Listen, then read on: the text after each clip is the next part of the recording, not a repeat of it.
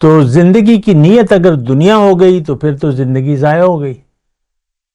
ایک کھلی ٹلی بات ہے، اس پہ آپ جو بھی آپ جیسے بھی آپ سوچیں، بات یہ ہے دنیا اگر آپ کا مدعا بن گئی زندگی کا تو آپ نے زندگی کو ضائع کر دیا.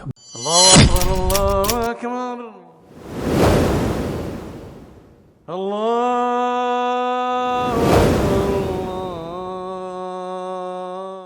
اعوذ باللہ من الشیطان الرجیم، بسم اللہ الرحمن الرحیم. اللہم صلی علی سیدنا محمد وعلی آل سیدنا محمد بعدد کل ذرۃ مئۃ الف الف مرۃ. سامعین و ناظرین کرام، السلام علیکم ورحمۃ اللہ وبرکاتہ. سامعین کرام، آج ہمارا موضوع تقوی، کیوں اور کیسے. دیکھیں، بہت اہم موضوع ہے اور بہت اہم سوال ہے، جو بھی آپ کہہ لیں، لیکن بات بڑی اہم ہے. اہم اس لیے ہے کہ اللہ تعالیٰ نے آخرت میں دو گھر بنائے ہیں. ایک کا نام جنت ہے، جو جنت میں نہ جا سکا وہ دوزخ میں جائے گا، لیکن دوزخ جو ہے وہ بہت بری جگہ ہے، اور ساعت مستقر و مقامہ. اللہ تعالیٰ نے اس کے بارے میں فرمایا کہ وہ بہت بری جگہ ہے، عارضی قیام کے لیے یا مستقل قیام کے لیے بہت بری جگہ ہے. خیر، آج تو ہمارا موضوع یہ ہے کہ ہم تقوی کیوں اور کیسے. تو سب سے پہلے دیکھیں، میں اور آپ جس معاشرے میں رہ رہے ہیں، یہ لوگ اپنے آپ سے بے خبر ہو کر زندگی گزار رہے ہیں. یعنی ہم اپنی زندگی کو نہیں جانتے کہ زندگی ہے کیا اور مقصد کیا ہے زندگی کا. اور دیکھیں، ہم انسان ہیں اور انسان اشرف المخلوقات ہے. یعنی اس جیسی کوئی اور مخلوق نہیں ہے، تمام مخلوقات سے الگ ہے اور منفرد ہے. پھر باقی مخلوقات سے تو حساب کتاب نہیں ہوگا. کیوں کہ باقی مخلوقات تو انسان کے لیے ہیں. اللہ تعالیٰ نے فرمایا کہ جو کچھ بھی آسمانوں اور زمینوں میں ہے میں نے تمہارے لیے بنایا ہے. تو وہ تو اپنا کام کر رہے ہیں، پہچانتے بھی ہیں، اور ہر مخلوق اپنا کام کر رہی ہے، پہچانتے بھی ہے اور کر بھی ہے. قل کل قد علم صلاتہ و تسبیحہ. تو انسان کو اللہ تعالیٰ نے، ایک بات تو یہ ہے کہ ہمیں دنیا کے لیے اللہ تعالیٰ نے نہیں بنایا. ہماری منزل دنیا نہیں ہے. تو یہیں پر ہم سے غلطی ہو گئی ہے کہ ہم نے دنیا کو منزل سمجھ لیا ہے اور دنیا کو رہنے کی جگہ قرار دے دیا ہے. رہنے کی جگہ تو آخرت ہے. وَأَنَّ الدَّارَ الْآخِرَةَ هِيَ دَارُ الْقَرَارِ.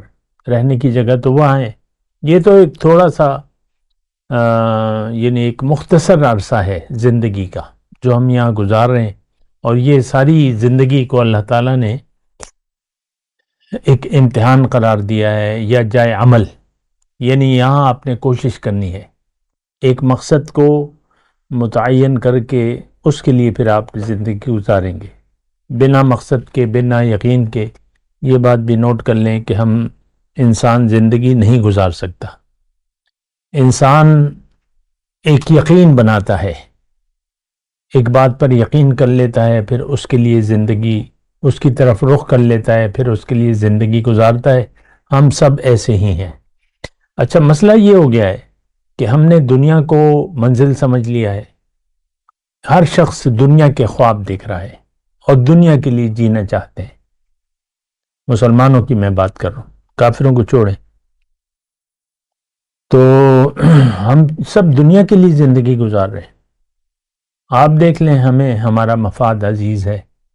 آج میرا یہ موضوع نہیں ہے، لیکن یہ تمہیدی طور پہ میں آپ کو باتیں کر رہا ہوں کہ یہاں پر ہم سے غلطی ہو گئی ہے. اب تقوی جو ہے، یعنی صفت تقوی، یہ تو بہت اہم ہے کہ ہم نے صفت تقوی اپنانی ہے. کیوں کہ جنت میں صرف متقی جائیں گے.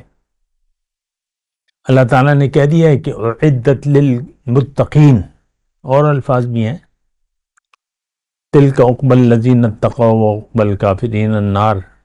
تو جنت اللہ تعالیٰ نے فرمایا کہ میں نے گناہگاروں کے لیے، باغیوں کے لیے نہیں بنائی ہے جنت.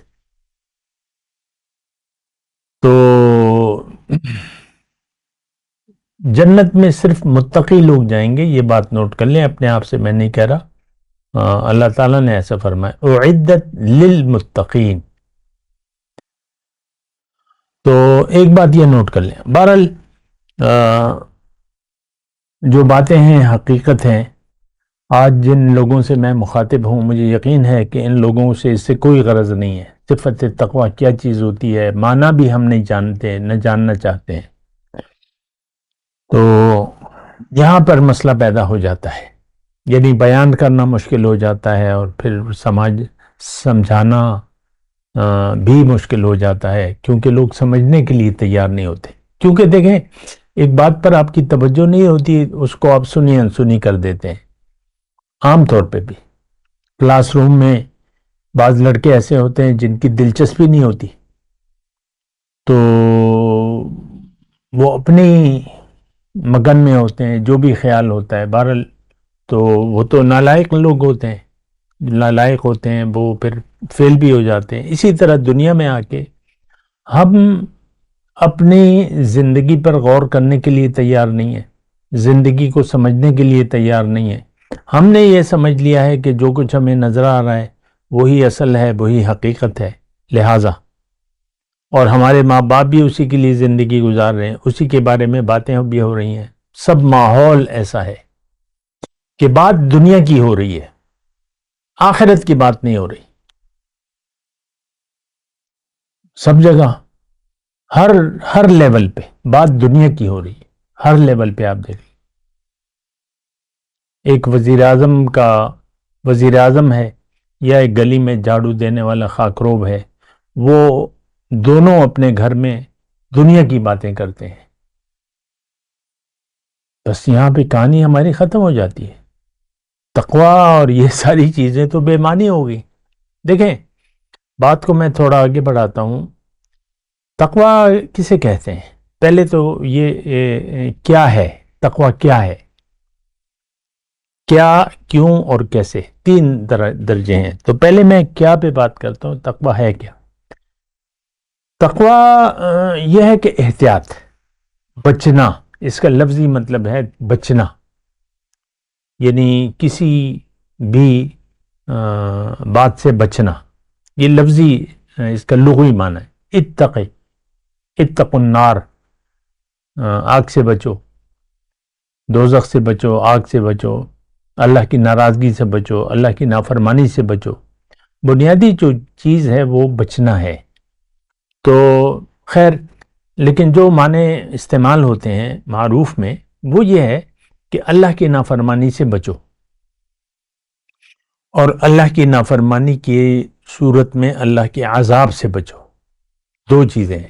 نافرمانی بجائے خود ایک اللہ تعالیٰ ناراض ہو جائے یا آپ اللہ کو ناراض کر دیں، یا تو یہ اللہ کی ناراضگی جو ہے یہ بھی بجائے خود، پھر ناراض ہو گئے اللہ تعالیٰ، پھر اللہ تعالیٰ کا غصہ ہے،